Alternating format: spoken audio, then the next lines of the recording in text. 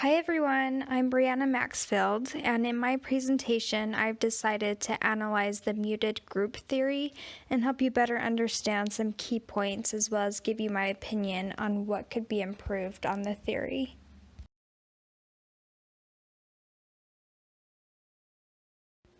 The muted group theory analyzes why people don't speak up in a group.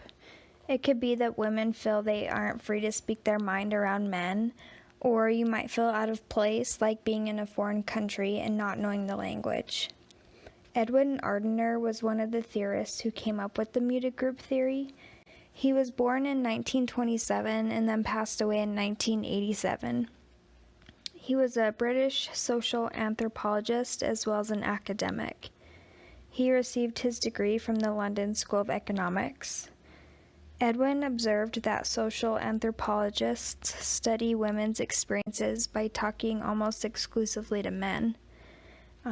Edwin made the comment regarding the muted group theory that women have to contend with the difficulties of a language that does not completely give voice to their thoughts, but their experiences are represented through a male perspective.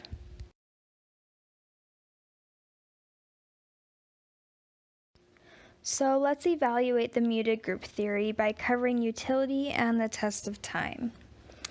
Under utility, analyzing the usefulness of the theory, I found that the muted group theory has been criticized for not being useful because of the belief that all men are essentially the same and all women are the same, and the two differ from each other. We'll also notice that there's a great difference within groups, such as women, and sometimes this can be greater than the difference between groups, meaning a group of women may be completely different from men and women between the two groups. For the test of time, some would argue that the muted group theory has not been sufficiently mixed into empirical research. Also, this theory was recognized decades ago, and the assumptions have not been updated. Thus, more testing needs to be done, and a critical theory such as this one is not helpful to hypothesis testing. And lastly on this, the muted group theory causes us to think about biases in language.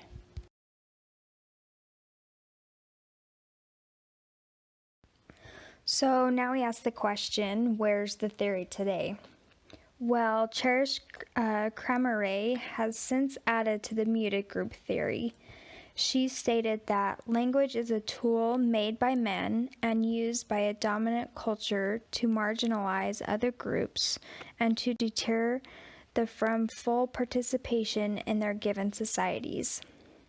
She also looked at women's experiences in higher education. However, there really hasn't been any improvements on the theory.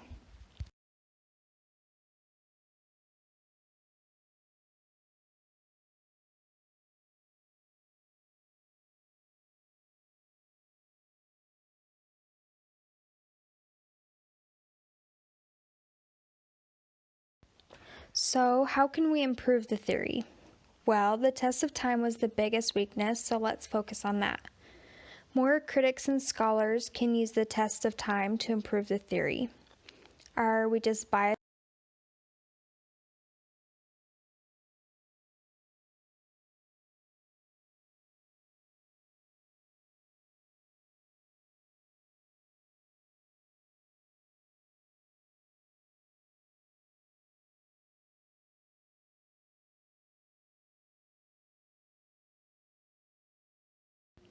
In researching the muted group theory, I've learned that there is a reason we do or do not speak up in groups.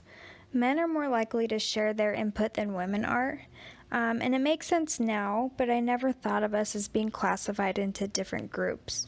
We have the dominant group and then the muted group.